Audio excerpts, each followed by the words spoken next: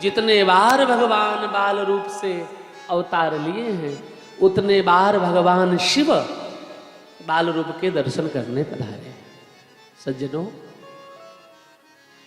त्रेता में जब राम बन करके भगवान पधारे तो कैलाश पर्वत से भगवान शिव काकभूषुंड जी को लेकर के चेला यानी शिष्य बना करके धोती कुर्ता बांध करके मोटा बड़ा सा चश्मा लगा करके बगल में पोती पत्रा दबा करके ज्योतिषी बन करके अवध में पधारे थे राम जी के दर्शन करने के लिए। अवध एक आगमी आयो, बूढ़ो बड़ो परमानिक ब्राह्मण शंकर नाम धरायो।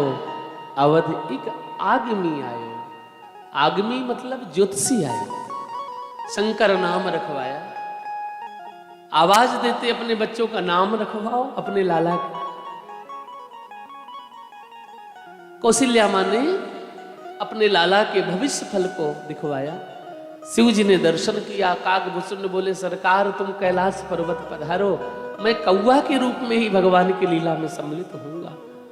और भगवान की लीला का दर्शन करते रहे।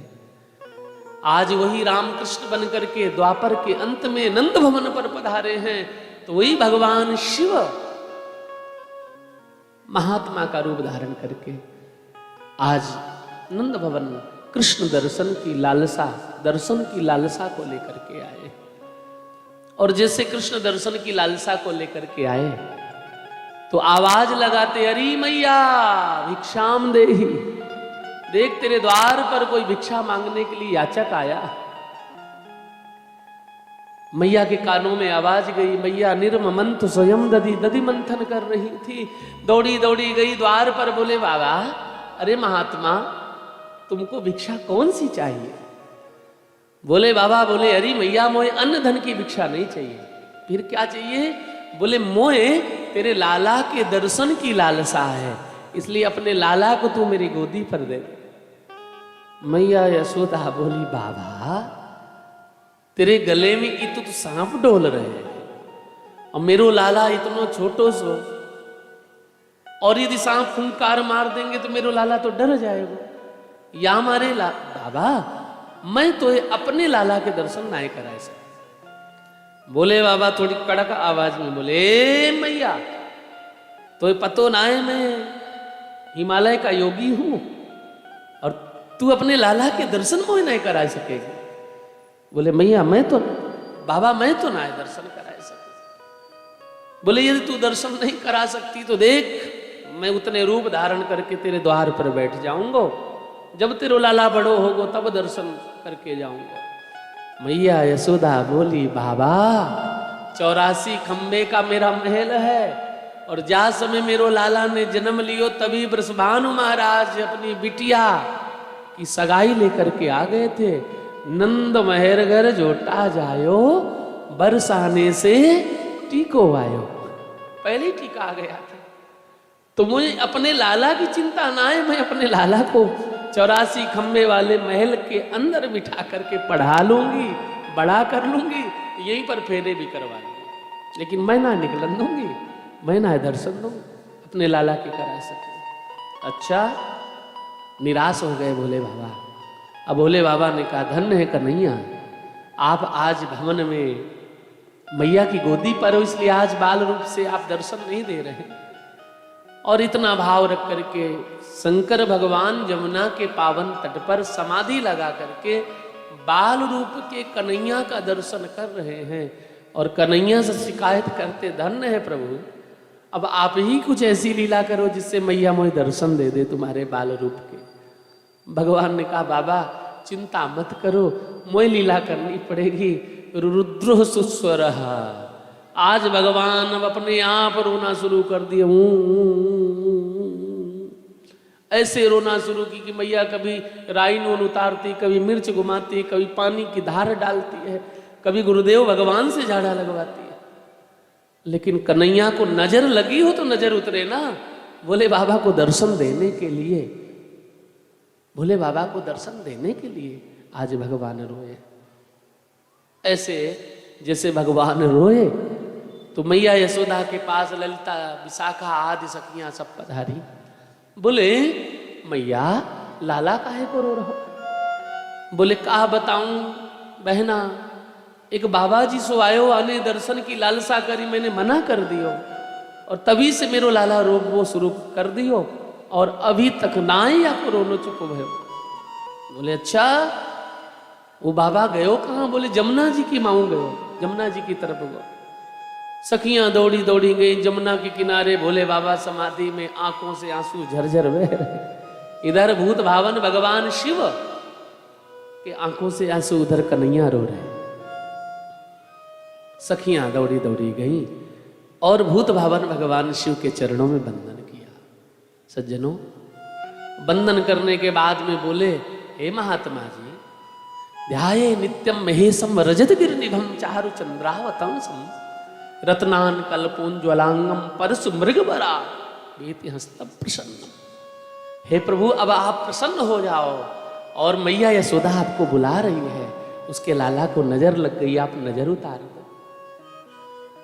जैसे भोले बाबा से कहा तो भोले बाबा ने कहा ना, मैं ना जाने वालो, क्योंकि तेरी मैया ने मना कर दियो कि अपने लाला के दर्शन ना करा सके। बोले बाबा, वाई मैया ने हमें भेजो है कि जाओ वह बाबा को बुला करके लेकर के आओ। सखियां हाथ जोड़ करके भोले बाबा से प्रार्थना करती है कि चल रे योगी नंद भवन में, यशोदा माँ ये बुलावे, वाके लाला को नजर लगी है, राइलोन करवा, कि राइलोन करवा। और इतना कह करके भूत भावन भगवान शिव खड़े हुए और मैया यशोदा के भवन पर पधारे। बोले अरे यशोदा, देख तेरो लाला रो रहे हो है ना, अब तू अपने लाला को अपनी गोदी में लेकर के मेरे सामने आ। नंद भवन में यशोदा के भवन पर आज भूत भावन भगवान शिव पधारे हैं और मैया यशोदा आंचल से ढक करके कन्हैया को रखे हैं। कन्हैया 1 वर्ष के हो चुके हैं। कन्हैया रोते जा रहे हैं। भोले बाबा ने कहा अपने लाला को मेरी गोदी पे दो। मैया यशोदा बोली बाबा बाबा तेरे गले में ये तो सांप डोल रहे हैं, तो इनको संभार तब मैं अपने लाला को दूं। बोले फिर वही बात। मैया यशोदा डर गई, ले ले बाबा मेरे लाला की नजर तू उतार। जैसे भोले बाबा ने अपनी गोदी में लिया, आंख बंद करके देखा, बोले मैया तेरे लाला को तो पत्थर तोड़ नजर लग गई। बाबा तो मेरे लाला की नजर भी तो उतारो। बोले राइनोन लेकर के आ। और जैसे राइनोन लेकर के आए तो भगवान ने राइनोन लेकर के भगवान कृष्ण के ऊपर से भोले बाबा ने नजर उतारी। और जैसे महाराज नजर उतारने का कार्य किया तो शमशान को मसान आदि का नाम लेकर के जैसे राइनों ने पीछे फेंका तो भगवान गदगदा करके हंसने लगे। जैसे हंसने लगे तो ब्रज की ब्रजांगनाएं बोली कि देखो इतना चमत्कारी महात्मा तो हमने अपने जीवन में ना देखा। एक बार में ही सबरी अला बला हमारे लाला की उतार दी। और महाराज जैसे उतारी, कन्हैया का दर्शन किया। कृष्ण दर्शन लालसा, कान्हा के दर्शन की भावना थी। और जैसे दर्शन करने की इच्छा पूर्ण हुई और कन्हैया को मैया यशोदा की गोदी में देकर के जैसे मन ही मन प्रणाम करके भगवान शिव जाने लगे, तो यहाँ कन्हैया ने अब लीला रच दी। जैसे मैया यशोदा की गोदी में आते तो रोना शुरू करते हैं, अब भोले बाबा की गोदी में जाते तो खदखदा करके हंसते हैं। मैया बोली बाबा कछु ऐसो कर दे जो मेरी गोदी में भी हंसे और तेरी गोदी में भी हंसे। भगवान ने बोले हमने सबरे मंत्र पढ़ दिए। नमस्ते रुद्रमन्यव उतूत इखवे मना, शुक्ल यजुर्वेद के 5वें अध्याय के मंत्रों को पढ़ा। प्रेता जयता नर इंद्रो वह। और उसके बाद अब हमें दर्शन की इच्छा थी, दर्शन कर चुके, अब हम जावे तो भगवान क्यों रो रहे हैं।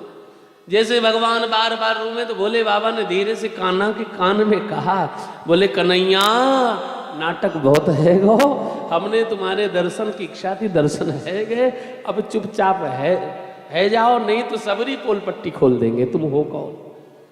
भगवान चुप हो गए, बोले बाबा ऐसे छल करोगे हमारे साथ।